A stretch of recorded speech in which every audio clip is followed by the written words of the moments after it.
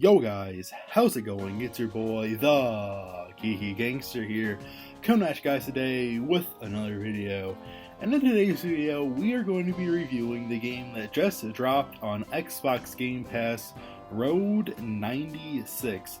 Now, I was already considering buying this before it dropped on Game Pass, so I'm very glad that I decided to hold off on pre-ordering the game. And let me just tell you, a good way to sum up this game was I never got bored of it throughout the first playthrough, and I always get bored of video games. I have a very hard time finishing story campaign modes. I drop more games than I complete. That's just me personally. But this one, I found it very easy to play all the way through. I never really wanted to drop it, I never really got bored, and it's just because there's so much different stuff constantly happening, right? Because you're not even playing as the same character, you play as several different teens who all have the same goal of trying to escape to the border, but it's always like a different story, you know? You're always going from like completely different people that don't know each other. So you play as like one person's story, and then you go to the next person's story, and then the next person's story is just like that. Now what connects all these stories though is, interestingly enough, you always run into the exact same characters, and so you get to know these other characters from different people's stories, and then those other characters will tell you about the time that they ran into the characters you're playing beforehand, etc. So that was a pretty interesting, unique thing about this game, is that there's no main character because you're constantly switching from different characters, but all the side characters remain the same, which was really interesting. And there's just so many different events and places that you'll actually explore. There's so many different maps you're going to explore while playing in this game, and so many unique circumstances that you're going to find yourself in that circumstances I'm not sure if any other game has ever came up with for their story mode before. Very unique circumstances, I'll tell you that right now. And that's really the main reason as well why I never got bored playing this game. Trying to rank this game wise, if you're a person who's played a few hundred games, I think you're going to be putting this game in your top 25 to top 40 games. I would say it's a safe bet. At max, maybe a top 50 game in your total game collection. For me, it probably does rank around the 30 to like top 35 games that I've ever played story mode wise. And it was just a really excellent indie story mode game. I feel like it was the perfect length.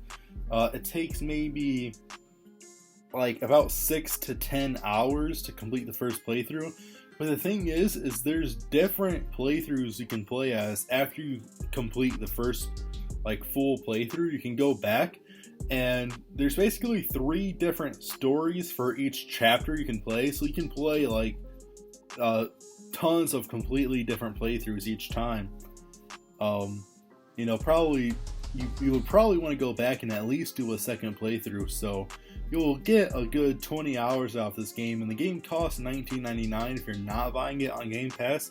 Say if you're playing it on PlayStation or PC, it's going to be costing you $19.99 by itself.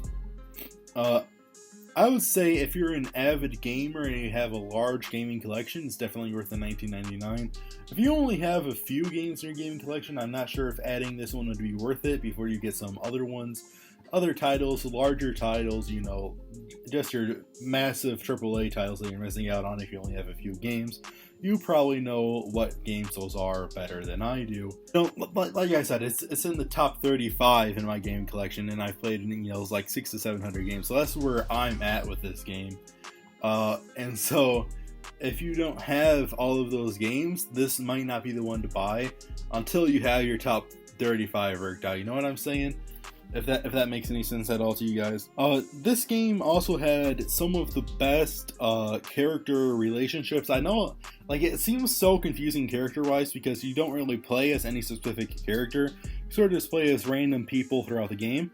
But the side characters that you will run into continuously throughout the game have very good character development to them, and you'll absolutely fall in love and have emotional attachments to these characters by the time you're done with these games, to the point where you're even willing to sacrifice your own characters along the campaign to save some of your friends if need be. You know, I'm not saying that necessarily is going to come up, but the theme there is what I was talking about. Like, you're willing to sacrifice your own life to save a lot of these different characters that you're going to be meeting throughout the way, because they're all just very beautiful and unique personalities. So basically, the theme of the game is you play as different teenagers trying to rush to the border, like I said. But the reason is that, like, there's basically this big election coming up, and there's tons of political chaos. It takes place in the 1990s, by the way. But there's tons of political chaos and stuff, and you know, there's terrorist attacks and massive protests and all that.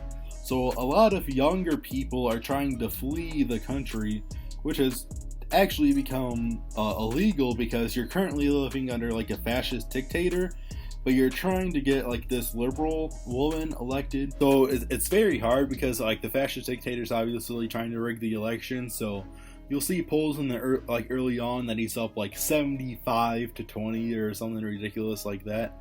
When in reality, like, every single person you meet supports the liberal woman. And you know, I thought it was very cringe at first. I thought it was like a really cringe take on modern American politics. But then, you know, you realize that this is taking place in the 1990s, and it's in like a completely made up country. And then I still thought for the longest time that it was a take on American politics, and it might still be a take on American politics. I can't say that for sure. But you know, further in the game, it really just does seem like innocent fantasy. I don't think they thought that much really into the game as far as real world events. And you know, every single game says that they're not based on real world events, but you always know they are. Because you know, at the beginning of like Far Cry, or I know like Ghost Recon Wildlands, or any Tom Clancy game, they'll be like, oh, this game is not based on any real place or any real events or any real persons. And then the game is literally just in like southern United States in Far Cry 5's example, and it's very obvious that it takes place in a certain place. But yeah, guys, you know what I'm saying. I would rate Road 96, guys, an 87 out of 100 just to wrap this video up. The reason I knocked a few points off is just because it could be a little less bland and a little bit less simplistic throughout the first playthrough, but it's not too bad in either of those categories. I still really enjoyed playing it. Like I said, I put most games down. I put most AAA title games down very early on into playing the campaign story mode. But for this game, I did not feel the need or want to put it down throughout any of it. So it definitely is checking out if you have Game Pass. And this is also on cloud for Xbox, by the way. So if you have Game Pass, you can literally just load right into it. And I was playing it on cloud, and I did not have any problems at all whatsoever with cloud. And typically I do. I know for MLB and for Forza, I had a lot of problems playing with cloud. But for this game, I think it was like a lot smaller of a game, so there wasn't that many problems with it.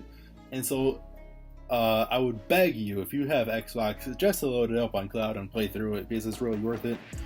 But like I said, if you have to pay the $19.99 if you're playing on PlayStation or PC, then it might not be worth it unless you have a few hundred games already. Because like I said, it's like my 33rd favorite game of all time, story mode wise.